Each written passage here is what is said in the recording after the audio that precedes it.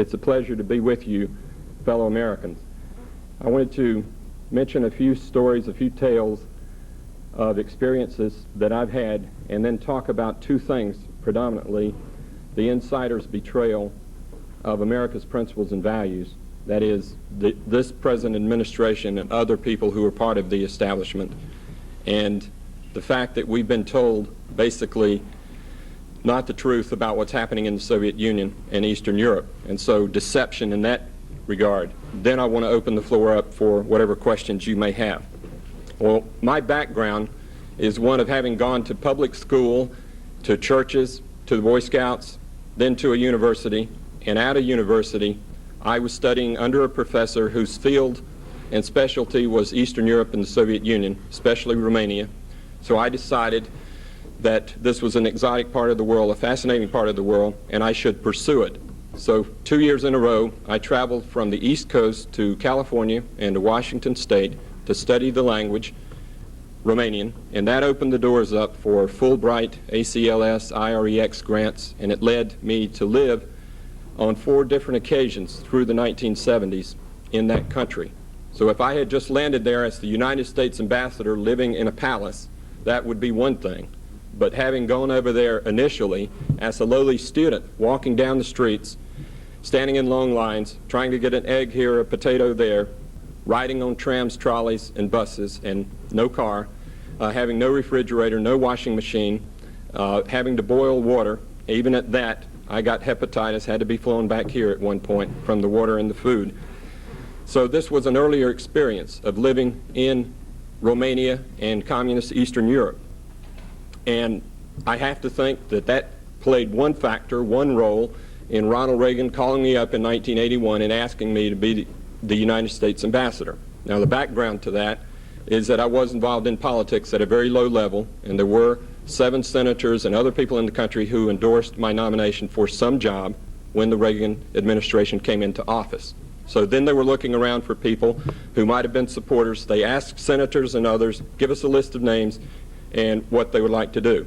So I'd put in an application for East European Affairs at the State Department. And it was 6 months later, they call me up and say, you can't have that job, that's for career people, and you're not a career Foreign Service officer. But you've been in Romania many times, why don't you put in an application for the ambassadorship? So that's what I did, and that's how I got there. Although with some difficulty, I might add. I had to go before the Senate for Senate confirmation hearings, just like Clarence Thomas or any other executive appointee, and I could sympathize some with Clarence Thomas because the same characters were grilling me that were grilling him. And what had happened was they found this book I had written, If the Blind Lead the Blind, which Bill mentioned earlier. A news media person found it, gave it to Senator Kennedy. Kennedy and Biden shared it with Sarbanes and Tsongas and Cranston and Metzenbaum. So then I got a call after I'd been waved right through the Senate hearings. They said, oh, you were a Fulbright, you know the language, you wrote a PhD dissertation, you've lived there 4 years, sounds great. We never knew anybody who knew the language of the country. Go on, you can have it. Then they found the book. Then I got the call, come back. We want to go over this book you wrote. So Paul Tsongas, so I'm on television debating last night. I guess you saw the 4, midgets or whatever. Socialists, what should we say? Anyway, Paul Tsongas called me into his office and said, you look halfway normal, you sound rational. How could you have these views about the State Department, about the news media, about the major universities in this country? And he said, I really think that your views and mine regarding the Soviets and the communists are not so far off. So he gave me a book, and he wrote in there, in hopes that our dialogue will continue, and so forth. Anyway, there were other things in the book. One comment I made, just for example, was that I thought the Reverend Billy Graham, and I had gone to crusades of the Reverend Billy Graham, he's from our state, as you may know, had admired him, had looked up to him. And in this book, I wrote that he traveled over to Hungary, and he came back and said he saw religious freedom, and there was no problem for religious believers. And I said for him to have said that, he must be either very naive or ignorant, or he certainly is being used by the communist regime. And for me, having said that, of course, Kennedy made sure that he showed that line to Senator Mark Hatfield, who was the only Republican who didn't vote for me, but voted absent in that. So I was confirmed. I was sent to this job in Bucharest, 24-room mansion, heated indoor Olympic-length swimming pool, maids, cooks, butlers, gardeners, chauffeured limousine, armored limousine, American flag, State Department flag. Every day they would pick me up, carry me from the residence to the embassy, walk in the embassy, Marines would salute, had 125 employees in the American embassy, so I was the CEO of this embassy. So we were dealing with collecting information. We had NSA, CIA, DIA, we had economic, political, scientific, agricultural, and so forth. We were there to find out about that country. That was our job. If there were tourists coming through, students, professors, or businessmen, or people who wanted to get out, immigrants, we had to deal with all of these cases. And so an ambassador is the personal representative of the President of the United States or the American people in that position. The salary is over $100,000 today, 50,000 more in fringe benefits. We could send our children to the best private academies and schools in Western Europe in the United States. I gave up that job, and I came back to live like we had lived before, a very modest life, because we had lived with a family which was Christian and which had been beaten into submission for their political and religious beliefs, and they told us about what was really happening in that country. That was years before I went over as ambassador. So when I was ambassador, I was reading top secret intelligence information showing a monster in charge of a government who was killing pastors and killing priests, running drugs, exporting terrorism, destroying churches, including one I attended on a weekly basis. To give you one example, a Catholic priest stood up in church on Christmas Day in Transylvania and said, "I think Christmas should be a holiday in this country." For saying that, he was dragged out of the church, beaten to death. We reported it back to Washington, to Reagan Bush. Nothing was done about it. During all of this time, all of these horrors, all of these murders, all of these churches going down, your money was going to subsidize the killers. The United States government from 1975 to 1988 was granting most favored nation treaty status and the $1 billion plus that went with it to the communist regime in Bucharest, Romania. In the same way that we're doing that today, most recently Bush vetoing House of Representatives legislation that would have put restrictions on MFN for communist China. He did that this Monday of this week. So we're sending even more billions to the butchers of Beijing, the communist Chinese, who are killing the students in Tiananmen Square, who are using slave labor to dump products on the American market, put people out of work here. So all of this seemed very contrary, very much a contradiction to what America's values and what America's principles were. So I thought, having that opportunity, I would try to find out what was behind this. Why was our policy and our policymakers, why were they doing this?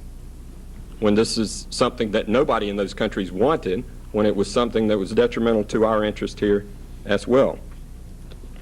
Well, first of all, let me say that other things that the job entailed were the opportunity for me to meet heads of state, to meet presidents of other countries who came through there on a regular basis. So I got to meet Yasser Arafat, Prince Sihanouk of Cambodia, President of China, President of Pakistan, President of Germany, and so forth. Played ping pong with the Chinese and Thai and Japanese diplomats, played basketball with the Marines, had to go out one time when our colonel in the military was hunting.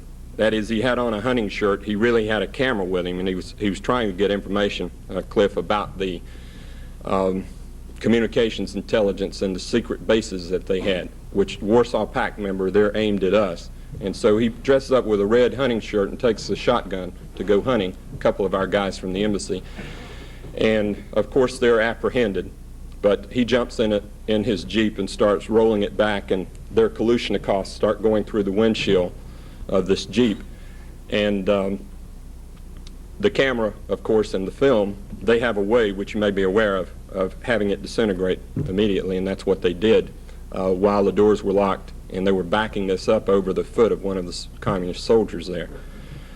Not many hours later, I get a call from Ceausescu's vice president to come in immediately.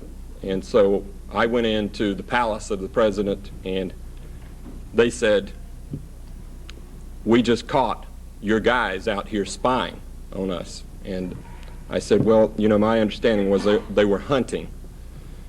And they said, "Well, of course you know and we know that they weren't hunting, but they were spying." And they said, "The next time we're going to shoot to kill." And you know very well that in West Germany and Berlin, they did shoot to kill in some cases. And so this was the type of atmosphere. When I picked up the telephone in the residence, there was a big loud click which followed. Then the tape started, and so we were being heard. The walls were straight wired in the residence. We found bugs in the couch and in other places. I could go up in the embassy and listen to us picking up conversations that they were picking up of Americans in hotels and restaurants in that city. So this was the cloak and dagger type of activity that was going on there. One of the reasons we gave most favored nation status and your taxpayer dollars went to Ceausescu was that back in 1975, Nixon and Kissinger developed this policy whereby they thought they were going to tease the Russian bear. But one of the elements in this was, in addition to free immigration of Jews, one element was that for us to give the money to the communists in Romania, they were going to have to import 20,000 Bibles in the Romanian language for the Presbyterian, or let's say Calvinist Church of Transylvania. So Ceausescu said, "Sure, give us the Bibles, we'll give them to them, then you can give us the money, most favored nation status." So we sent him the money, and he took the Bibles. He sent the Bibles to this city named Betrayal, to a toilet paper factory, and they chopped them up into toilet paper, every single one of them. So I was at the House of Representatives hearing with several congressmen and several pastors, and we had pieces of the toilet paper with words from the Bible interspersed all through the toilet paper. See, the quality of the Bibles was so good and the print was so fine that their quality and their primitive operation in Romania couldn't cut all the words out. So in the toilet paper throughout the country were words and chapters, names from the Bible. But it points out several things. One, that you can't trust the communist dictators to live up to their word. And number two, that even though they didn't live up to their word, our government continued to give them assistance and didn't do anything about it. And so through all these years, you have this horrible legacy of killings and murders and so forth.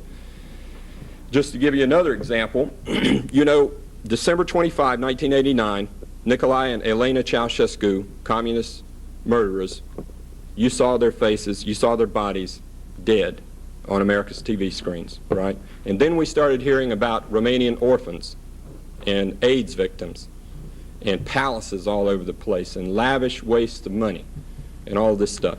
My question is, why didn't you hear about it 5 years before that, or 10 years before that, or 15 years before it, or 20 years before it? It was going on from 1965 to 1989, but we only saw it on American television in 1989. But it was still there. I was watching it for 2 decades and reporting it back, and nobody was doing anything about it. And during that time, Ceausescu's wild son, Nicu Ceausescu, who was the Communist Party chief of a Transylvanian county or region, was going around the country. He had a free reign. His father was the king. His mother was the queen. And he could do anything. So he had bodyguards and thugs, and he would go in bars all over Romania and take somebody else's wife or girl and rape them and then kill the guy in some cases. And when he wasn't doing that, he would be going to Monte Carlo and Las Vegas and gambling away money that was put in a Swiss bank account from your taxpayer dollars and my taxpayer dollars during those 15 years. Well, this Nicu Ceausescu, a murderer himself, what happens? He gets rewarded, and he is named by this great organization, the United Nations. He is named head of international youth. So my daughter and my son have to look to this killer as the model for international youth in this world. Is this not sick? So that's one reason I'm not really in favor of one world government. I'm not really in favor of the United Nations being the standard for values and principles that we ought to adhere to. And this is something that I'll be glad to talk about as well. Well, I first met with Ronald Reagan and before I left to go to Romania. But later, after I kept getting this information about the deaths and the destruction of churches and them not listening to me in Washington, I said, I'm going to have to take this message directly to Reagan and to Bush and just see what they'll say and what their opinion is going to be. So I had a chat with Ronald Reagan, and Reagan said, I've heard of Romania. He said, I knew a Hollywood chef who was a Romanian, and he had a recipe for an omelet. And that was all he said. I was there for 40 minutes. But he said, well, George Bush, my vice president, is going to be coming out to Romania to visit you, so take care of him when he comes. Well, there were a couple of other people there, and I was telling them, look, I'm sending cables in talking about human rights atrocities, people being killed, drugs being run, terrorism taking place, all kinds of bizarre things, destruction of Christian churches, Jewish synagogues, the whole bit. And our government's giving money to help support it. Why are we doing this? Why shouldn't we stop this? And I said, furthermore, for me reporting that this is happening, some in the State Department are asking me and threatening me to back off and to shut up.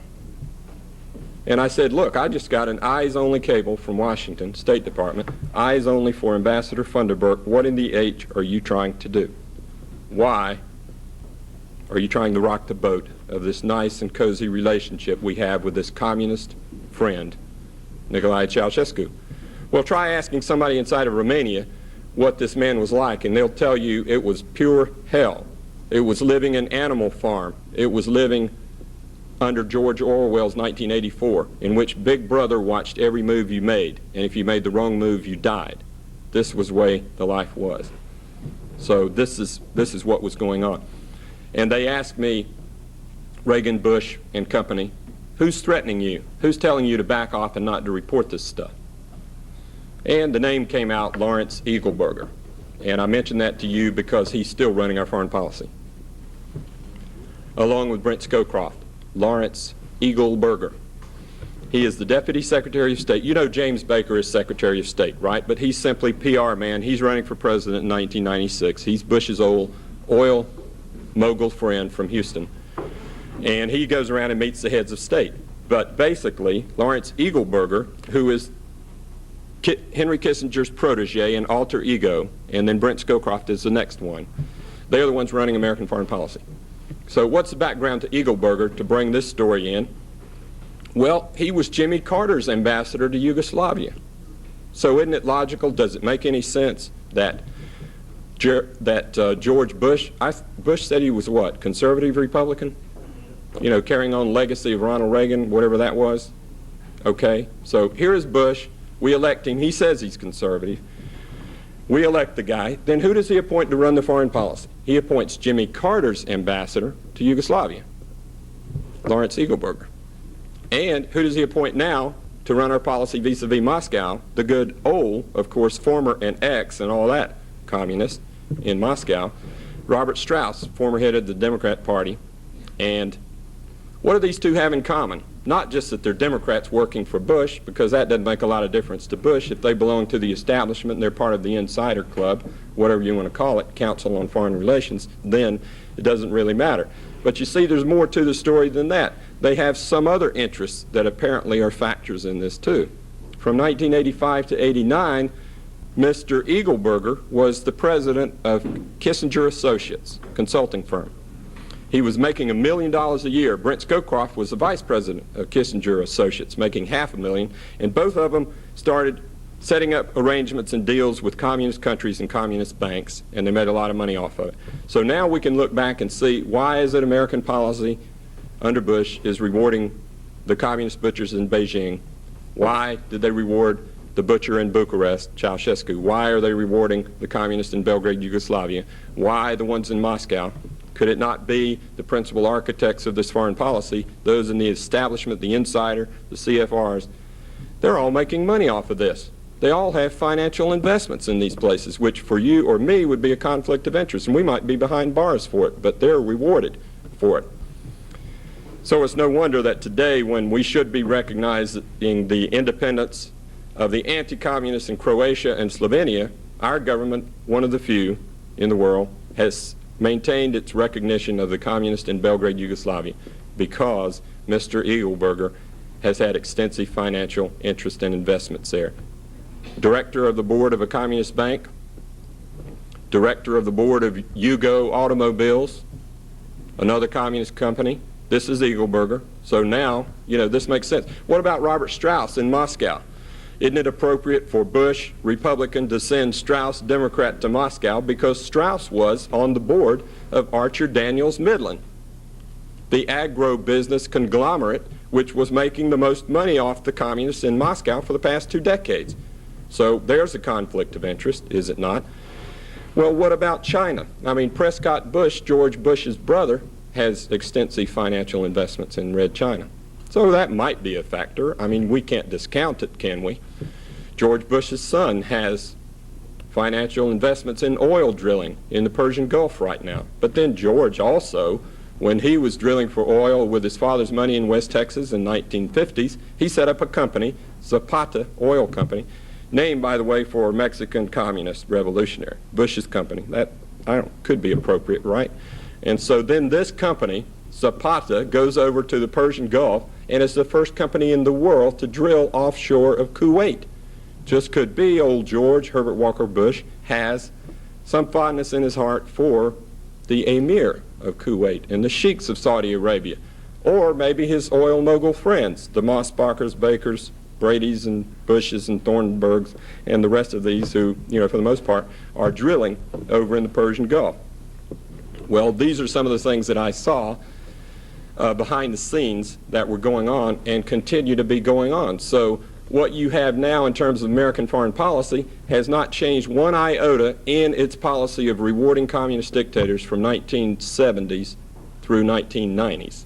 So we could call it a policy of Kissinger, Nixon, Rockefeller, Ford, Carter, Bush, Eagleburger, Scowcroft foreign policy, whatever you want to call it. It's kind of a string of these, Democrat, Republican, Republican, Democrat, They're all part of the establishment. Most of them seem to have financial investments in those places. What I do know is the bottom line result is that we have a foreign policy being carried out which does not look out for the best interest of America and does not look out for the best interest of those people seeking freedom from communist tyranny. And so you see all of these people being killed and slaughtered by Ceausescu, all of those killed by the Soviet communists. 40 million is a conservative estimate. What happened under Soviet communism? Is it still around?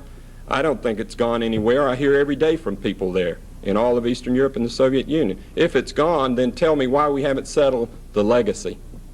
What is the legacy of Soviet communism? I'll tell you.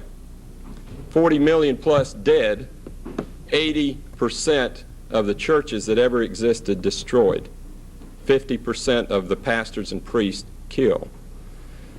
Well, when the Nazis killed 6 million Jews in World War II, we said that was terrible. And we said they ought to be brought to justice. Those that could be found, those were still alive. So the whole world could see it at Nuremberg trials, and it would never occur again on the face of this earth. How many people have stood forth and said there should be Nuremberg trials for the communist murderers? Thank you. Why shouldn't 40 million or 80 or 100 be just as important as human beings, fellow brothers and sisters in Jesus Christ and so forth? Why shouldn't they be just as important as the other people? Well, you and I know there are not going to be Nuremberg trials for the Soviet communist killers. And one of the reasons, in the words of those living there, is that the monster, the beast, is not yet dead. They're still in office. And they're still in bed with our administration and our policy. We're rewarding them. We're not going to bring to trial people we're helping stay in power. But there are many people who say we should. And I should mention what they think about it in this regard. First of all, you think communism has just disappeared? You think 20 million people in the Soviet Union just dropped out of sight and gave up the ship, ran away? Well, from my information, they haven't gone anywhere yet, you know. I mean, they let you travel over there and visit churches, and they let the people over there come over here if they get the money and that type of stuff. They'll let you invest money over there and get, you know, lose all your money if you want to try that game. Here's a letter I just got about what they think is still happening. The evil which we all know is communism, and all people of good faith know this evil has not vanished. It has just changed methods and means. It is like a Scorpio crawling over our body, waiting for the right moment to strike and to kill us. And all of this because Western democracies are so naive and so blindfolded not to see not to see wolves dressed up in sheepskins. So in other words, you can change the name, you can change the face, but you cannot change the character of this beast and of this monster. So Bill mentioned conspiracy. Let me quote from you something in the Washington Post this week, which is kind of hard to believe. Formerly top secret documents released last week through Washington Post. This is their words, quote, "A worldwide conspiracy really did exist for much of the past 7 decades, with the Kremlin secretly funding client communist parties from India to El Salvador." Well, you know, too, they went on to report that $2 million a year was coming from Moscow to old Gus Hall, president of the USA Communist Party in New York. And this money was coming right up until the last couple of years. And it was coming with a slip there, and Gus Hall would sign it and say thank you, and it was sent from Moscow from Gorbachev with love. I'm just kidding about the love part. But you see, Gorbachev, the good, the great, the liberal, the Democrat, the reformer, the Nobel Peace Prize winner, Times Man of the Decade, all of these wonderful things that were packaged and sold in disinformation to Americans so that 80% of us would think he was great, while only 10% of the people liked him where he was living because they knew him. I never met a Russian that liked Gorbachev or thought he was anything but a communist dictator, but somehow he was sold to Americans by a Wall Street PR firm. Okay. Marketed him, packaged him, and sold him like hamburgers, and all of a sudden there he is, Times Man of the Decade, to the point that he's got a new book that they're getting ready to put in Walden Books and B. Dalton's, and he's going to make millions from that. Yet you saw him last week crying about his meager rubles that he's getting now on pension, and Raisa, he said, has been working all these years for this country and this cause of communism, and now they're only giving her a handful of rubles. And I thought, yeah, he didn't tell everybody about the millions he's making now from American bookstores where you can go and you can't find most JBS literature or books like Shadows of Power or The Establishment's Man or Funderburk's Betrayal of America, for example. You can't find them in a major bookstore. They won't let them in there. But you can find every book written by every communist on the face of this earth. Shevardnadze, Yeltsin, Gorbachev, Vladimir Posner, Angela Davis, you name it, their books are in there. Now what does that tell you? What's wrong, you know, about this? Something is not right.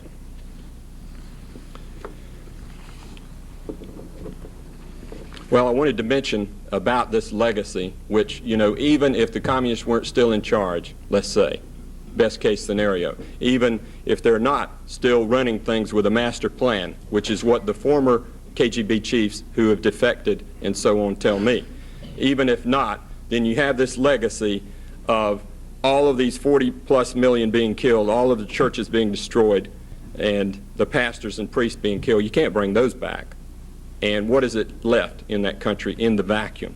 It's left a place after 75 years in which the way of life is bribery, corruption, black marketeering, lying, cheating, stealing, learning how not to work, mistrust of one another. Nobody trusts anybody else except their closest friend or maybe a family member. This is what the legacy is. So even if communism were not there now, which it still is and the communists still are, you're talking about 2 generations before real changes could take place. If there was somebody on the face of this earth who could go there and help restore the spiritual faith and the heritage and the individual humanity in these people. And in the shape we're in with the breakdown of family and religion, we might not be in position anymore to be doing this. Well, they're not going to be the Nuremberg trials, but you know, Alexander Solzhenitsyn put it this way, just to keep in mind. He said, for the sake of our country and our children, we have the duty to seek all of these people out and bring them to trial and compel each of them to announce loudly, yes, I was an executioner and a murderer. Well, I posed the question in the test. If communism is truly dead in the Soviet Union and Eastern Europe, then Gorbachev, Yeltsin, Shevardnadze, Rudskoy, and all the other communist leaders should be indicted, convicted, and punished. But I doubt we're going to be seeing any of that. Richard Wurmbrand, in The Voice of the Martyrs, put it this way: there is another problem. It isn't just the Gorbachevs and the Yeltsins and the Shevardnadzes. They're not the only problem. Wurmbrand said Lenin and Stalin couldn't go around with a bomb or a gun and kill everybody by themselves, all these 40-something million. They had the help of millions of informers, police officers, henchmen, newspaper men, and authors who justified the killings, poets and clergy who sang the praises of the dictators, and authors who justified the killings, people who marched in demonstrations, and everybody who voted for them. And virtually everybody did vote for them. And so the question I ask is, I know we can sit here comfortably and we can say they were terrible. And these were terrible things. But I think we have to bring a finger and point it right back at us and say, during all these years in which fellow Christians and believers were being slaughtered like flies, where were our churchmen? Where were the leaders of churches in America? Were they in bed with the communist dictators? Were they apologists for them? Did they take their little tours over there and then come back and say everything is okay? I didn't see the bodies. I didn't see the skulls. During all these years, where was our media? Where were our professors and teachers in the colleges and schools? What were our textbooks saying? That's what I wrote that Tsongas and Kennedy and Biden and Sarbanes and Cranston did not like. I said that I studied 30 or 40 Russian history textbooks for colleges and universities and schools in this country, and I didn't find anywhere about people being killed and churches being destroyed. It's just like the people we helped bring out of communist Eastern Europe, and they were living there, they were beaten, they were put in jail. Their souls were virtually destroyed, and they were sitting there watching one television station with propaganda every day. And I'm there with them, and in secret they say, this is lies, lies, lies. So we got them out, and they came over here, and they watch CBS, NBC, ABC, CNN. They read the New York Times and the Washington Post, and they said, this is lies, lies, lies. What is wrong? We thought America was the home of freedom. We thought this was the model for a constitutional republic or a more democratic form of government. And we've come here and we found Americans don't care. Americans don't know about what's going on in the rest of the world. And they're being given this information from television, which is not true. Well, I did watch some of these television people come over there, and they would go to the major hotel, get a $150 deluxe room, the only one in the country. They would eat the only steaks in the major hotel. Then they would talk with the KGB chief, because he spoke English. They didn't know that language, of course. They didn't know the language of, when Rather went to Cuba, you think he knew Spanish? When Koppel goes to Moscow, you think he knows Russian? You think they know anything about the Russian people, Soviet mentality, Marxist-Leninist ideology? Of course not. So they go over there, they flash a camera where they're told to flash it, take a picture, and come back, and that is the gospel for your average rank-and-file American that I meet every week. They say, well, we saw it on television. Had to be true. They wouldn't lie to us. Well, it isn't true. I'm sorry to say. It's just not accurate at all. So I guess that you have to learn the language of those people and the history and culture and go over there and live in their shoes for a while. And then you come back and you love what you think is the ideal and the model of this country. You love America. You appreciate what America is supposed to stand for. And you know that something's got to be done so more people can understand this truth and this reality. Well, you know, a couple of points about what is supposed to be happening in the Soviet Union, just to plant maybe a seed of suspicion and skepticism in your mind. And later, I'll be glad to talk about a lot of this in terms of questions and answers. But You think a real coup d'etat took place in Moscow back in August? You know, we all heard that Gorbachev and Yeltsin were the good guys and these bad guys were trying to move them out, right? And they've been calling them the plotters, the coup plotters, right? Well, if a real coup took place, then why weren't Yeltsin and Gorbachev killed? Let's face it. I mean, if a real coup took place, why didn't they shut down the airports? So they just couldn't go back and forth wherever they wanted to go, right? And of course, Gorbachev had this video camera, so he could tape his terrible imprisonment there in the dacha, you know, in the Crimea, and then come back and sell it to the Western media and make $1 million off of it, right? Well, why didn't they shut down the telephone lines so they couldn't call each other back and forth? You see, they shut the airports down, they shut the communications lines down in Beijing. The communists knew how to do it there. Why don't you think they knew how to do it in Moscow? Why weren't troops used in Moscow, you know, to wipe these guys out? Seriously. So, you know, one of the strangest things, let's face it, right in the middle of this, here's Boris Yeltsin, who's now the hero of Western media, right? He's the new Democrat. Gorbachev was the other one till Yeltsin pushed him aside. So now we've got Boris Yeltsin, the great new Democrat figure, been a communist all of his life, but he's a Democrat in our media. So Boris standing out there, and our camera's just waiting for him to come, you know, apparently. And then there he is waving a flag on top of a tank outside the Russian Parliament building, and a few people gather around, and then it's reported back here, look at all these people demonstrating for democracy in the Soviet Union. It's just changed. Used to be communism yesterday, today they're free. Isn't that wonderful? Well, there were 10,000 people collected around that tank. You know how many people live in Moscow? 10 million. Somebody figure out what 10,000 out of 10 million is. I mean, that was real big crowd, real big demonstration for whatever. But yeah, it doesn't take much to orchestrate a crowd or a group. Well, right in the middle of this, here's Yeltsin going from the Parliament building to the tank and back to the Parliament building, right? So in the middle of all this, he got hungry and all of his people got hungry. So they call up Pizza Hut. Pizza Hut comes over into the Parliament and delivers 260 pizzas and 40 cases of Pepsi Colas and gallons of coffee. Now this is in the middle of a so-called coup d'etat. Coup's going on, somebody around there is knocking off somebody else, supposedly, you see, a real change of government. Here comes Pizza Hut, right?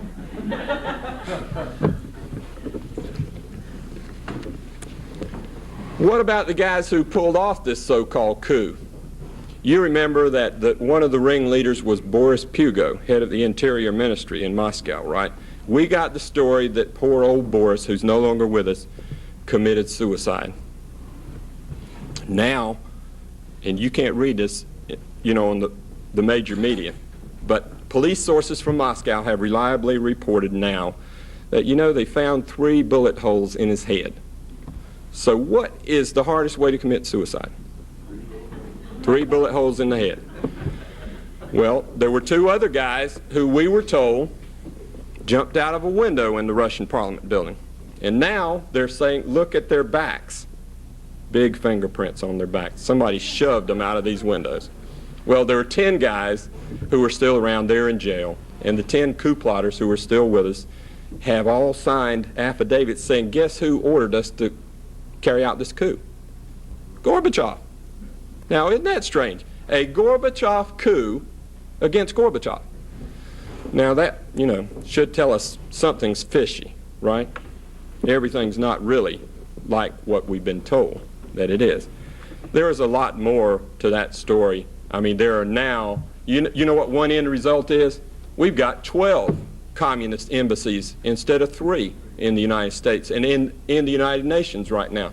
There are 12 places they can spy from right now.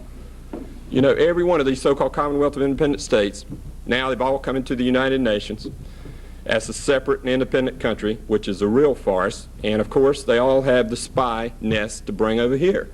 And now we've got 12 places over there in the Soviet Union where we can funnel money to them. Our taxpayer dollars that can go right down the rat hole again, see? And you know that, of course, the money we've been sending, and yesterday Bush announced that we could send $4 billion more through the International Monetary Fund and the World Bank, which we control and dominate. We can send it now to the Russians. Well, what we've already sent hadn't gone to help anybody starving. It's gone to the black marketeers and to the communist nomenclature. The Germans found that out, and they're steaming mad about it. We haven't gotten mad about it yet, but this is what we're doing. So now you've got 12. Let's look at it scientifically. Who is the head of every one of those new states in the Commonwealth of Independent States? An old communist or a KGB agent is the head of every one of them. There was an exception, and that was the Republic of Georgia. And there was a guy elected by 86% of the votes, his name Gamser Kurdia. He had been in jail, and he seemed to be bona fide anti-communist dissident. He was jailed for many years, and his family was. And then he is elected by the people in the Republic of Georgia to be president, but he's not a communist, so they had to move him out. So they did shove him out, and guess who's behind them shoving him out? So now they can have 12 communists in 12 new communist states. Well, I'm sure we are, because the good friend of the one who helped, is our Secretary of State, one of his best friends, Edward Shevardnadze. He always carries him out to Jackson Hole, Wyoming, for vacations. So the one behind it, in large measure, was Edward Shevardnadze, another one really considered to be a great Democrat in America. Let me tell you about him 1 second. Shevardnadze, no real coincidence. When this poor Gamser Kurdia, the one anti-communist dissident, when he was thrown in jail 10 years ago, guess who threw him in jail? Shevardnadze. He was head of KGB. He was head of Communist Party of Georgia. Doesn't it all add up? See? You think that our administration doesn't know this? You think the State Department, CIA, and the DIA, and the NSA do not know this? Well, if they know it, and there's no way they can't know it. I mean, the intelligence information I saw was available for them. I mean, somebody who was former head of CIA has to have been able to see this too, see? So if they know it, and we still have a policy of rewarding communist dictators, now this raises some interesting questions, doesn't it, about, the future. Then what's behind all of this? And why are they in bed with them? Is it money? Is it a master plan? Is it one world government? What are they up to? So I think it's, yeah. So what is wrong with one world government? Well, this brings up the question of Boris Yeltsin now has as the head of his foreign intelligence a man named Yevgeny Primakov. Primakov was Gorbachev's head ideologist. So when George Bush took our soldiers into the Persian Gulf to make the Persian Gulf safe for, let's say, the oil mogul friends of George Bush, that's one, okay.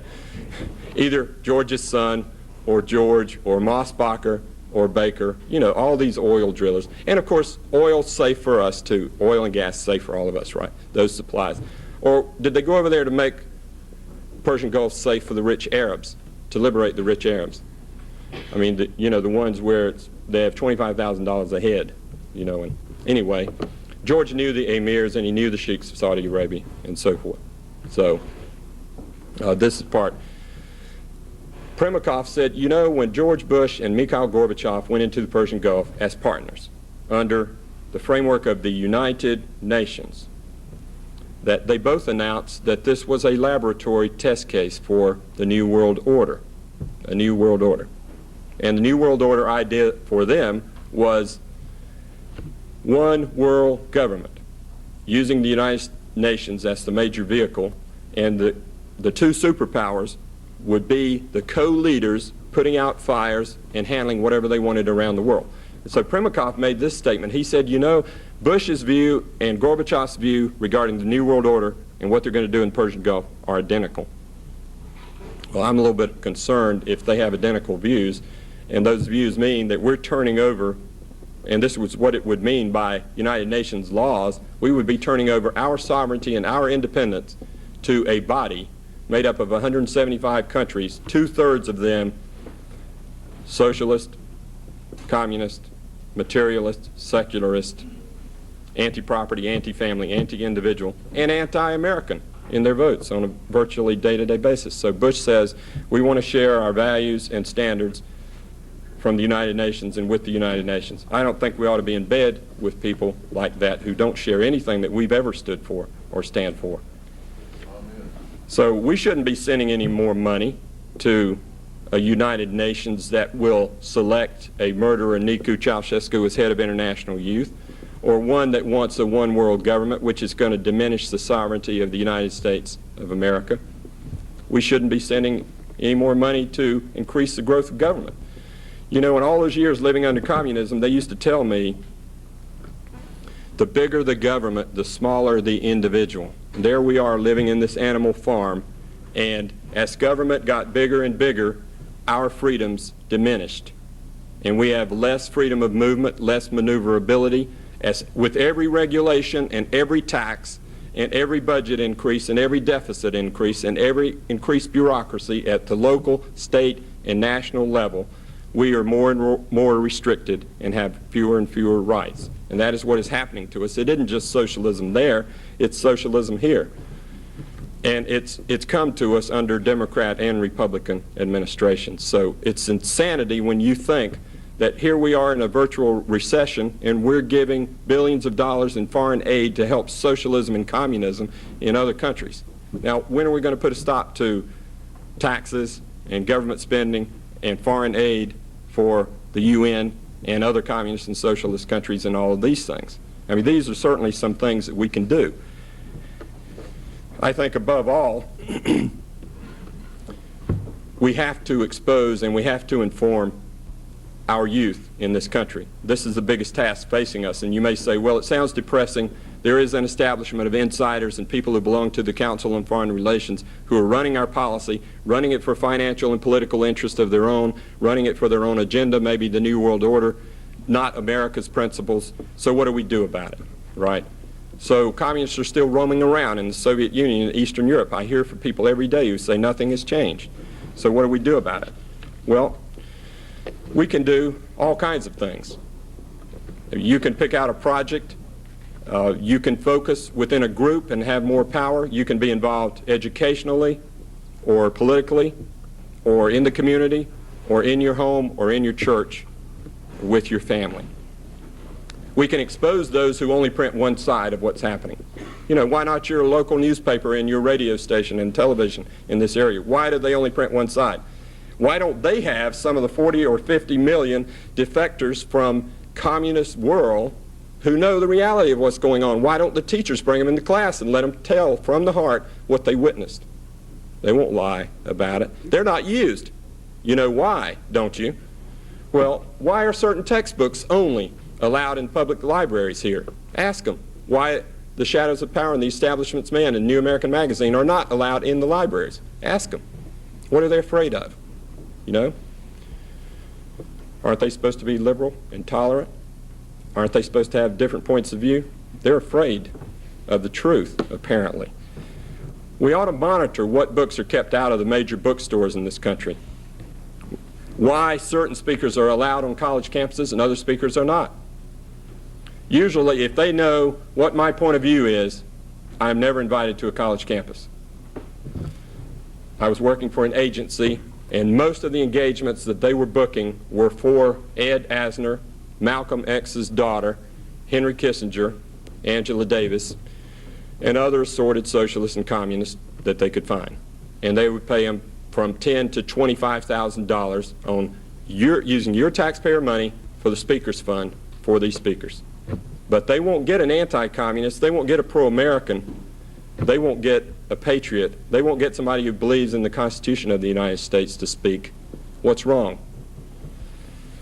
We need to monitor the churches and the community groups even. It's sad to have to say it. Demonstrate against some big banks and big businesses and big corporations which are so quick to send bailout assistance to communist countries. I can't get a cheap, reduced interest loan for my daughter to go to college this fall. I'm an American.